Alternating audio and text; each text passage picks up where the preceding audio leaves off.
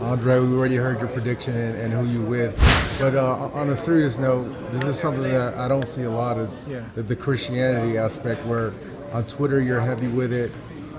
You don't hide behind any mask.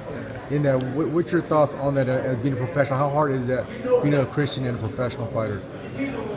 I mean, I wouldn't say that it's hard. I mean, you're going to get some backlash. You're going to get people that say, oh, there's no place for this. Stop talking about God. God's not real. You know, the basic stuff. But I think that it would be harder if I didn't have any relationship with God. You know, I don't think that I would be able to deal with the limelight, you know, the stardom, you know, the money and the pressures and the temptations that you have in a person in my position, that in a person like myself in my position, I wouldn't be able to do it. You know, I thank God for you know, cleaning me up, man, and getting my life together when I was a teenager, making mistakes, getting in trouble and stuff. So to be able for him to get me on a straight and narrow and get to this point and then have the power to sustain me, man, you know, I got to tell the world, man, this is what keeps me, man, and this is what it's all about. And hey, when you do things like that, you're going to get some backlash, but that's okay. But isn't it hard? You have a lot of athletes in the NFL, NBA, they come out, Dwight Howard came out strong, and then he fell along the way. There's been a lot of people that have came out with the Christianity, John Jones, and then they get caught up in worldly type things. How difficult is that for you, and what do you say to those athletes?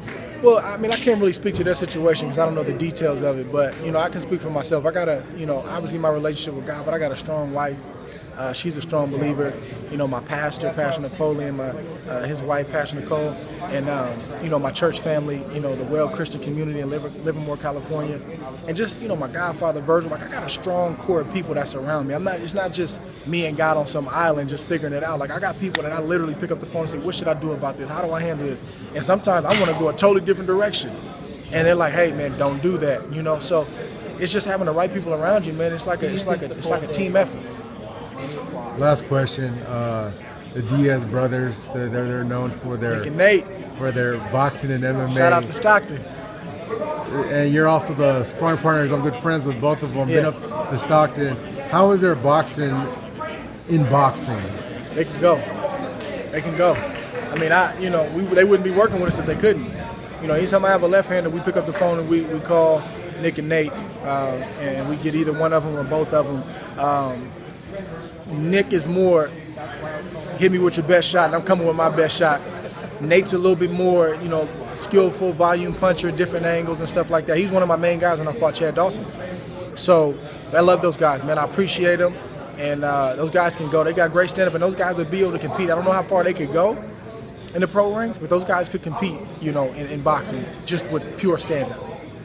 So in MMA, you think their boxing is pretty elite? I think so. Yeah, I think if you look at Nick and Nate and a lot of their fights, I mean, obviously, you know, the jiu-jitsu and the other stuff they do is great, but those boys got hands, and a lot of their fights are ended with you know, headshots. A lot of people say they don't have power. No matter, it's volume, and they wear what, a 5-ounce glove, 4-ounce glove? 4 ounce. You don't need a whole lot of power with that. It's volume. You hit another. If a grown man hits another grown man in the head 15, 20, 30 times, man, you're gonna hurt a guy. And that's what they do. It's just pure volume. Any advice to any young fighters out there? Man, stay focused. Get some good people around you. If it's not but one person, and save your money, man. You know, it's Instagram and it's Twitter and stuff. You got guys on there that look like millionaires and billionaires, man, and it ain't like that. I'm telling you, a lot of guys, man, they front and they putting the money, they putting that, you know, a couple $100 on Twitter, a couple $1,000 on Instagram. You know, they showing the car. Sometimes the car ain't even theirs. They showing the jewelry and this and that. Don't get caught up in that, man. Live simple. Only buy what you can afford and save your money, man. Because whether you're MMA, whether you're boxing, the window is small. And be about your business. Make sure you're reading your contracts. If you don't understand it, get somebody that can help you read it. Take care of your business so when your career is over, man, you got no regrets. Thank you so much for your time. I appreciate it, man.